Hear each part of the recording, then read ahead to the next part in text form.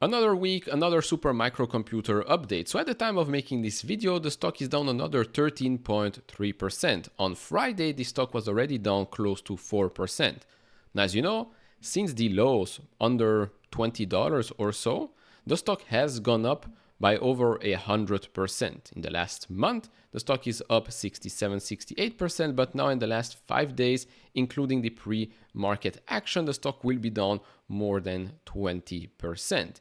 It also has to do with some technical analysis, which we're going to do later down this video. But other than that, what's going on with Supermicro right now? Has something changed since the last update? Well, to be honest, not really, right?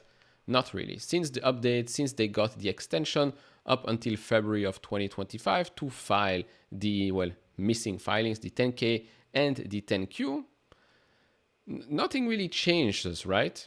Because up until then, it's all speculation. It's all reports and rumors. Now, as you know, this is a company that produces real products and services, right? We've seen them help out XAI, build out the Colossus. So this is a company that produces real goods and services. But the problem is that it's a company that is a publicly traded company. And when you are a publicly traded company, there are some rules to follow. If you do not follow those rules, then you're going to get punished. And as you might have known, this is not the first time Supermicro has put themselves in this specific position.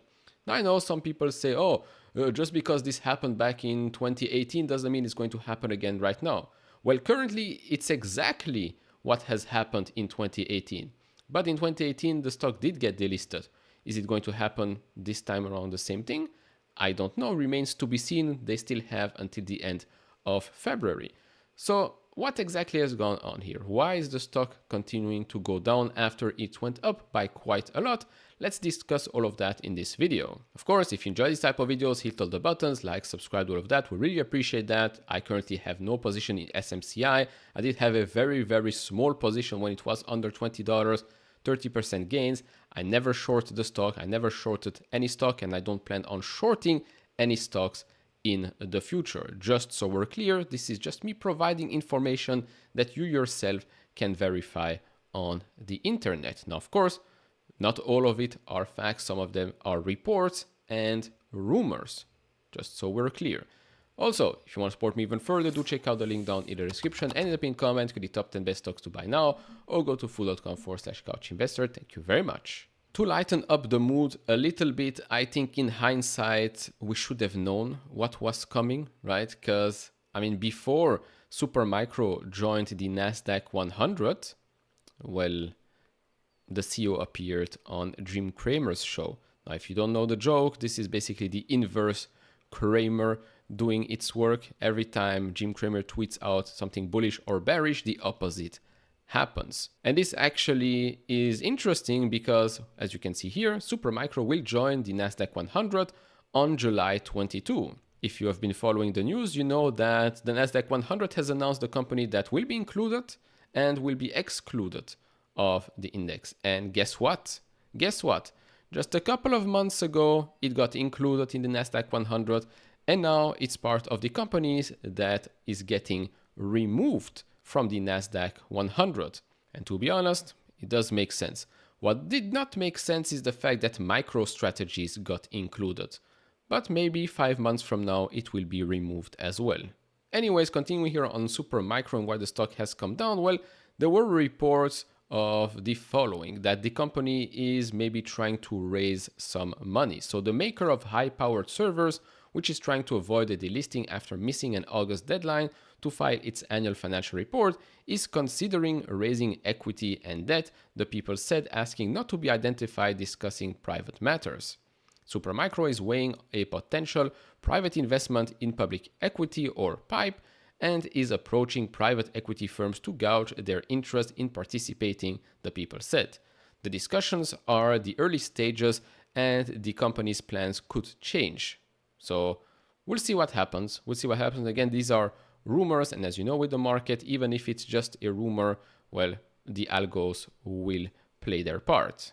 Up next, we have Liu Tally, which is a director of the company. Anyway, you can see that he did acquire 860 shares that he basically received through restricted stock units or RSU as part of compensation for serving as the lead independent director. So, okay, do we think that these people will just buy some shares just to send a signal? Or do they believe that, oh, the shares are cheap right now, we think the company will still stay listed after February, so let me buy more shares that I received as compensation? What do you think? Let me know down in the comment section below. It's also very important to note that just because a company gets delisted does not mean that the company will go bankrupt. We've talked about that quite a while ago. I can't believe I have to repeat myself again and again. Being delisted does not mean the end of the company, the end of the business. No, the company will still conduct their business. It's just so that they will not be listed on the major exchanges. Until they will get relisted on the major exchanges, as we've seen a couple of years ago. Again, that's if they get delisted. Of course, ties into what I've said last week or 2 weeks ago. They still make good products and provide a lot of value to huge companies. For example, here xAI. Supermicro, to help Musk scale xAI supercomputer to 1 million GPUs. Supermicro will set up local operations in Memphis to facilitate operations. This was a tweet by Charles Liang, which is the CEO of the company.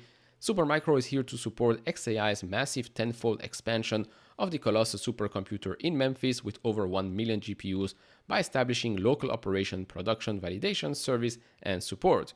With our optimized data center building blocks and ambient temperature direct liquid cooling, Supermicro Green Computing provides the best AI performance, propelling the future of AI alongside NVIDIA while reducing data center power, space, water, and costs. So again, just because you might get delisted does not mean you cannot conduct business.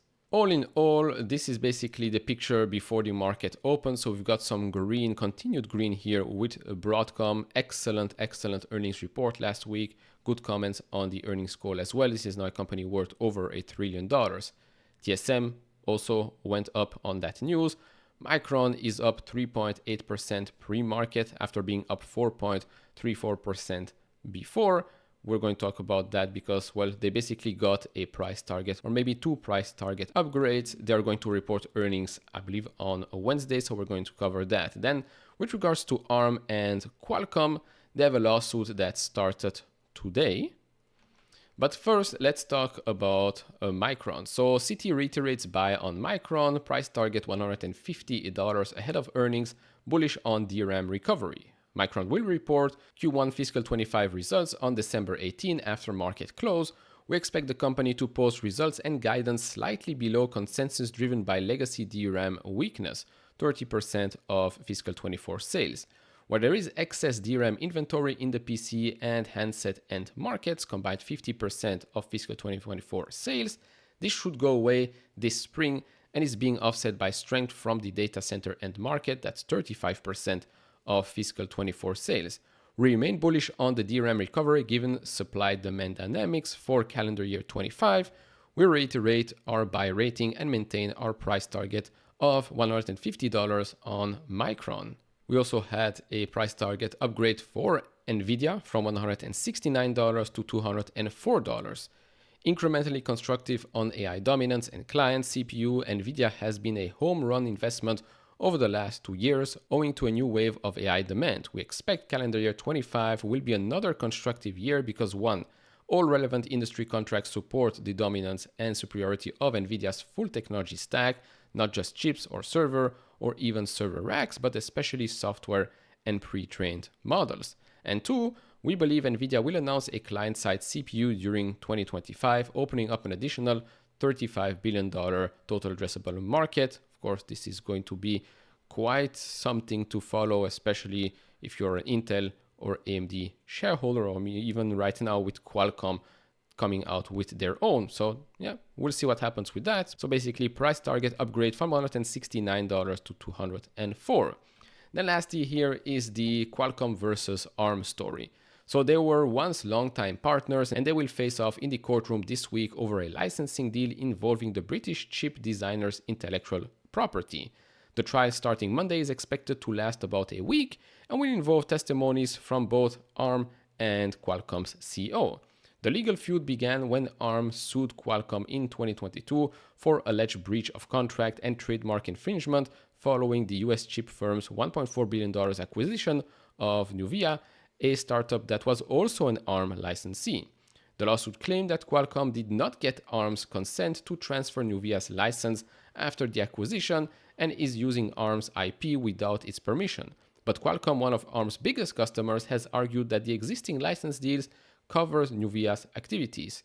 From our perspective, we have a very broad, well-established license right that cover our custom-designed CPUs. That's what Qualcomm said earlier last month during the earnings call. So we are very confident that those rights will be affirmed. Remember, Qualcomm also had a dispute with Apple, and well, they basically settled before the trial even began. So let's see what happens in the next coming days, because those two are of course very, very interesting companies to follow in the semiconductor space. And lastly here, going back to Supermicro, so looking at some technical stuff, it comes at no surprise that when the stock did fill that gap that it created back in late October, well, it reached the top and since then it has been retracing back. It's actually going to be down closer to 35% since the, well, local top at the start of December. Now, as you know, I've already shown you this in plenty of other videos. This is basically the main highlights that happened back in 2018. So when they got the letter, when they got the extension, the hearing of the panel, and then of course the eventual delisting. Now, what has happened previously is also the stock bottomed and it went up by 65%. In this case, it went up by over 150% or so since the bottom. And then since then, even before they were delisted, well, quite a long time before, to be honest, 2 months, the stock peaked and went back down. I don't know if it's going to happen again, but it's always nice to look at what has happened before and see if right now we're going to see it happen again. You know what they say, history might not repeat itself, but it often rhymes. Let's see what happens, but overall that's basically what you need to know right now with regards to Supermicro, and I even added a couple of extra things for other semiconductor investors. So what do you think? Let me know down in the comment section below, like, subscribe, do all of that, and I'll see you all in the next one. Bye bye.